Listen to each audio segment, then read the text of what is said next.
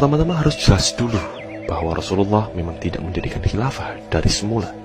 Tapi Rasulullah mendirikan daulah Islam, itulah fakta yang dengannya masyarakat melayani secara sempurna. Hukum-hukum syariah menjadi tegak secara nyata. Hakim, gubernur, tentara, dan duta, semuanya memang ada. Ini tak lain untuk menjadikan dakwah Islam efektif ke seluruh dunia. Jadi Rasulullah memang mendirikan negara, walaupun bersahaja. Nah, khilafah itu adalah sebutan negara setelah Rasul tiada. Yang kedua, jadi yang perlu kita dalami adalah bagaimana sejarahnya. Muhammad diangkat sebagai Rasul itu tanpa campur tangan manusia. Tetapi dakwah Rasul itu punya tahapan-tahapan yang sempurna, yang semua menjadi hukum yang mengikat kita. Awalnya Rasul membina pribadi-pribadi manusianya, dimulai dari tauhid, dibina akliyah dan nafsiyahnya, diperkenalkan dengan ibadah dan akhlak lewat teladan yang luar biasa. Satu persatu para as-sabiqun al-awwalun, sahabat pionir, direkrutnya, sampai turun wahyu agar Rasul dakwah terbuka ke masyarakatnya, berpesan agar manusia beriman dan tidak menyekutukannya. Juga Rasul membawa ayat-ayat yang mencela perbuatan durhaka, semacam membunuh anak-anak perempuan, berzina, atau berdusta, mengingkari tradisi Quraisy yang sekedar ikut-ikutan nenek moyangnya, juga menohok tokoh-tokoh jahiliyah, bahkan menyebut namanya. Sejak itu terjadi konflik peradaban. Rasul dimusuhi kaumnya. Meski begitu, tidak pernah Rasul dengan kekerasan menghadapinya. Pernah juga Rasul didatangi dan ditawari untuk berkuasa. Orang-orang Quraisy lewat pamanda Abu Thalib memintanya, kalau Muhammad inginkan harta, mereka akan kumpulkan harta. Kalau Muhammad inginkan wanita, mereka akan adakan kontes Miss Arabia. Lalu biarlah Muhammad memilih sendiri yang mana yang dia sukainya. Kalau Muhammad itu sakit, mereka akan carikan tabib terhebat di dunia. Kalau Muhammad ingin berkuasa, mereka akan jadikan raja. Yang penting Muhammad berhenti mengolok-olok tradisi zamannya. Tapi apa jawab Nabi kita?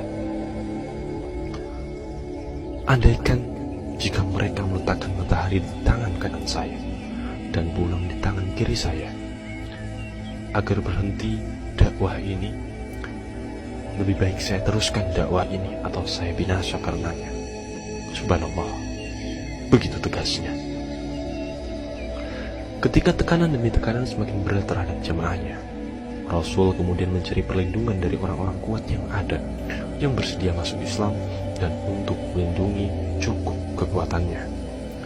Ada tokoh-tokoh itu siap memberi perlindungan, namun ada syaratnya. Ada yang syaratnya jangan bikin gara-gara dengar bersia. Ada yang syaratnya kalau kamu wafat, kami yang menggantikannya. Ada juga syarat lainnya. Tapi semua Allah Rasul ditolaknya. Rasul ingin dukungan orang kuat tanpa syarat apapun juga. Sepertinya utopia ya. Tapi tidak, karena ternyata suku Aus dan Khazraj dari Yasrib dibuka hatinya. Setelah sekelompok masuk Islam, lalu Mus'ab bin Umair dikirim membinanya. Di Yasrib satu demi satu tokoh-tokoh kunci mendukungnya. Lalu Mus'ab melaporkan, tak ada rumah kecuali Islam memasukinya. Maka kemudian terjadilah Bai'at Aqabah yang kedua. Inilah momentum terbentuknya sebuah negara. Muhammad diangkat menjadi nabi itu tanpa campur tangan manusia, tapi bai'at umatlah yang menjadikannya kepala negara. Bai'at adalah sebuah akad ketika orang-orang kuat siap membelanya, agar orang yang dibai'at siap dengan Islam memerintahnya. Maka kemudian Rasul hijrah, datang ke Madinah sebagai penguasa. Kaum Muhajirin dan kaum Ansor dipersaudarakannya. Dengan Yahudi dan Nasrani dibuat piagam yang mengatur hubungannya. Baru saat itu Islam bisa diterapkan secara efektif seluruhnya. Sejak itu kemudian daulah Islam menghadapi kafir harbi dengan senjata.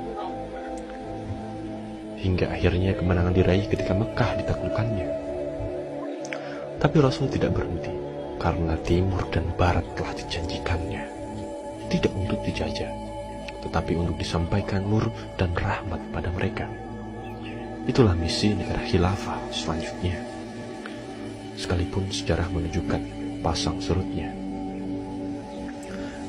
Tetapi hikmah tadi bisa kita renung bahwa amat jelaslah orang-orang kuat yang sekarang berkuasa bisa berubah kapan saja. Kalau pikiran mereka terbuka dan nuraninya berbicara, dengan tiba-tiba mereka bisa ikhlas untuk Islam memberikan segalanya. Kita hanya ditugaskan untuk berdakwah dengan hikmah pada mereka.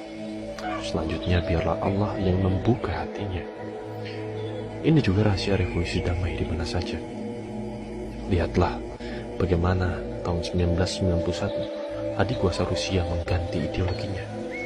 Lihatlah bagaimana Afrika Selatan yang apartheid diganti oleh Mandela. Lihatlah juga bagaimana 1998 Soeharto mengakhiri kekuasaannya. Apakah pergantian itu dengan pemilu atau kudeta? Tidak sama sekali. Pergantian itu ada karena mereka yang berkuasa berubah pikirannya. Pertanyaannya, bagaimana merubah pikiran mereka? Mereka berubah pikiran karena orang yang tepat telah berbicara. Orang yang tepat yang mereka percaya itu belum tentu kita. Tetapi dakwah kita akan memunculkan orang yang tepat di tengah mereka. Dan itu mudah bagi Allah mengatur semuanya. Allah akan mengubah nasib kita selama kita mengerjakan bagian kita.